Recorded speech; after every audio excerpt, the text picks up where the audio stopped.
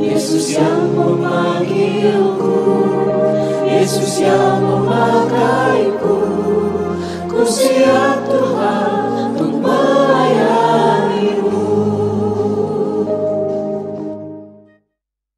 Salam, berjumpa lagi kita dalam renungan malam hari Senin 17 Mei 2021. Kita bersama-sama pada malam hari ini merenungkan firman Tuhan yang sesuai dengan nas Almanak Gereja Kalimantan Pangelis dalam kitab Filipi pasal 1 ayat yang ketiga sampai dengan ayatnya yang ke-11. Namun sebelum kita merenungkan firman Tuhan, saya mengajak kita bersama-sama merendahkan diri, kita bersatu di dalam doa. Mari kita berdoa. Kami menaikkan pujian syukur dan terima kasih Tuhan atas perjalanan kehidupan kami sepanjang hari ini. Terima kasih pada malam hari ini hamba-Mu izinkan untuk merenungkan kebenaran firman Tuhan.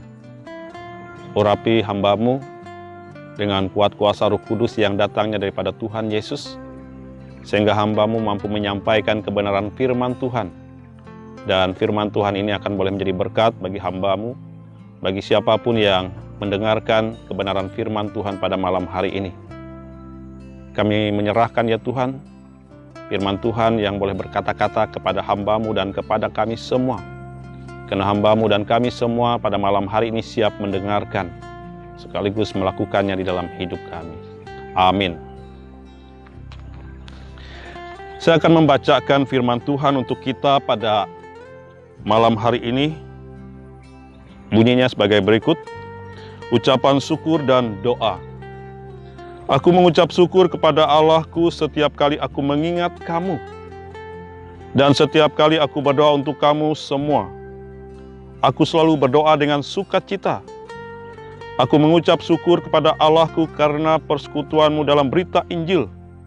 Mulai dari hari pertama sampai sekarang ini. Akan hal ini aku yakin sepenuhnya, yaitu Ia yang memulai pekerjaan baik di antara kamu akan meneruskannya sampai pada akhirnya, pada hari Kristus Yesus. Memang sudahlah sepatutnya aku berpikir demikian akan kamu semua, sebab kamu ada di dalam hatiku, oleh karena kamu semua turut mendapat bagian dalam kasih karunia yang diberikan kepadaku, baik pada waktu aku dipenjarakan, maupun pada waktu aku membela dan meneguhkan berita Injil. Sebab Allah adalah saksiku betapa aku dengan kasih mesra Kristus Yesus merindukan kamu sekalian. Dan inilah doaku, semoga kasih-Mu makin melimpah dalam pengetahuan yang benar dan dalam segala macam pengertian, sehingga kamu dapat melihat apa yang baik, supaya kamu suci dan tak bercacat menjelang hari Kristus, penuh dengan buah kebenaran yang dikerjakan oleh Yesus Kristus untuk memuliakan dan memuji Allah. Amin. Salam. Bapak Ibu Saudara yang dikasih di dalam Yesus Kristus, kalau saya melihat dalam nas Filipi ini mencirikan tanda-tanda kehidupan orang Kristen. Walaupun tanda-tanda kehidupan orang Kristen itu banyak, kasih, mampu berbagi dan memberi, tetapi saya lebih memfokuskan tema firman Tuhan kita pada hari ini, tanda-tanda kehidupan Kristen yang harus dimunculkan ialah kehidupan Kristen yang penuh dengan sukacita. Di Alkitab kita banyak menemukan kata sukacita. Ada 180 ayat yang menyebutkan tentang sukacita. Nah, jika Alkitab banyak berbicara tentang sukacita, tetapi mengapa ada banyak orang Kristen, Bapak Ibu Saudara, yang belum menikmati sukacita di dalam Tuhan secara penuh? Nah, sebelum menjawab pertanyaan ini, saya mau menjelaskan kepada kita apa sih sukacita itu. Sukacita itu dapat dilihat dan disaksikan melalui kata-kata yang melahirkan kebaikan-kebaikan hati. Kebaikan hati itu meluap ketika orang selalu mengucap syukur. Selanjutnya, di dalam kata-kata itu melahirkan puji-pujian, Dia melahirkan semangat, selalu memberikan dukungan, kemudian dia selalu memberikan pengharapan. Sebaliknya, lawan dari sukacita biasanya perasaan gelisah, patah semangat, putus asa, suka mengeluh, tidak puas, kata-kata yang penuh gosip, dan bersungut-sungut. Itu lawan dari sukacita. Nah, padahal sukacita sudah Tuhan taruh kepada setiap kehidupan orang yang percaya, yaitu melalui Roh Kudus. Kita bisa melihat di dalam Galatia misalnya pasal 5 ayat yang ke-22 sampai dengan 23, yaitu buah-buah roh, kasih, damai sejahtera, dan sukacita. Nah, pertanyaannya, bagaimana cara kita untuk mendapatkan kembali buah sukacita itu? Apakah kita berjuang untuk mendapatkannya atau bekerja untuk mendapatkannya? Jawabannya tentu tidak. Karena Tuhan sudah taruh itu dalam setiap pribadi orang-orang yang percaya. Lalu apa tugas kita? Kita hanya mengambil keputusan untuk mengalaminya. Paulus memberikan contoh kepada kita, misalnya di dalam 1 Tesalonika pasal 5 ayat yang ke-11. Paulus berkata, bersukacitalah senantiasa. Ini perintah dari Rasul Paulus kepada pembaca, kepada pendengar saya, Anda, dan kita semua. Supaya kita senantiasa bersukacita. Nah, kembali kepada pertanyaan awal saya tadi, kenapa ada banyak orang yang sulit bersukacita? Biasanya ada banyak alasan, Bapak Ibu Saudara. Pengalaman waktu kecil misalnya, pernah hidup di dalam penderitaan, karena itu dia sulit untuk bersukacita. Kemudian juga suami yang mungkin dalam kehidupan keluarganya sangat brengsek, sehingga ia sulit bersukacita di dalam Tuhan. Kemudian lingkungan dan tempat dia tinggal tidak sesuai dengan harapannya, mengecewakan sehingga dia sulit bersukacita. Kemudian sering dikhianati, dikecewakan, sehingga dia sulit mengampuni dan sulit bersukacita. Saya mengajak kita hari ini untuk mengambil keputusan, untuk mengalami sukacita yang sudah Tuhan taruh dalam kehidupan saya dan Bapak Ibu Saudara. Bagaimana caranya? Untuk kita bisa menikmati sukacita, maka kita meninggalkan kepahitan hati. Selanjutnya kita melepaskan masa lalu, hidup dalam pengampunan. Kemudian siapa saja yang membuat kita sakit hati, kecewa, maka jangan sampai sakit hati dan kecewa itu menyelubungi sukacita saya dan Bapak Ibu Saudara. Terakhir saya mau bagikan satu kisah, Bapak Ibu Saudara. Walaupun tokoh ini tidak begitu dikenal dan tidak pernah tampil di televisi, tetapi ceritanya sungguh luar biasa. Nama seorang perempuan ini adalah Kathleen. Suaminya meninggalkan dia. Pada waktu itu anaknya berusia 2-10 tahun. Saat dia ditinggalkan, Kathleen ini tidak punya uang dan tidak memiliki pekerjaan. Masa depan anak-anaknya dan Kathleen ini boleh dikatakan masa depan yang buruk dan sangat suram. Untuk memenuhi kebutuhan hidupnya, Kathleen harus bekerja di buruh ladang dengan penghasilan yang sangat pas-pasan. Namun tidak lama lagi dia mendapatkan pekerjaan memasak di sebuah komunitas yang sangat kecil, tentu hasilnya pun masih sangat kecil. Kathleen tidak pernah menyerah dalam keputusasaan, dalam mengasihi diri, bahkan dalam kepahitan. Dia menerima kenyataan itu dan terus melangkah dan tidak pernah tenggelam dalam mengasihi diri. Keluarga Kathleen bertahun-tahun hidup dalam kemiskinan. Untuk makan pun terkadang dia harus menikmati makanan yang sangat sederhana sekali. Dia hanya bisa mempertahankan keutuhan keluarganya dan dengan harapan dia mampu membesarkan 5 anaknya sampai mereka tumbuh menjadi anak yang dewasa dan bertanggung jawab. Kesaksian ini diceritakan oleh anak dan cucu dari Kathleen.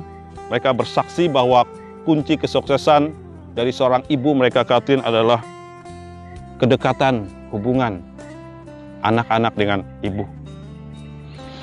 Dan ibu ini tidak pernah mengeluh tentang beratnya kehidupan yang dia alami. Anak-anak juga bersaksi, dia tidak pernah menyalahkan suaminya walaupun dia meninggalkan kelima anaknya. Sering kami bertanya kepada ibu-ibu kami, Katin menjawab dengan terbuka, aku tidak punya pilihan. Aku harus mengurus 5 anakku, supaya mereka bisa bertumbuh dan menjadi pribadi yang bertanggung jawab. Apa yang bisa dikerjakan, ibu kami bekerja. Apa yang dia lakukan sekecil apapun.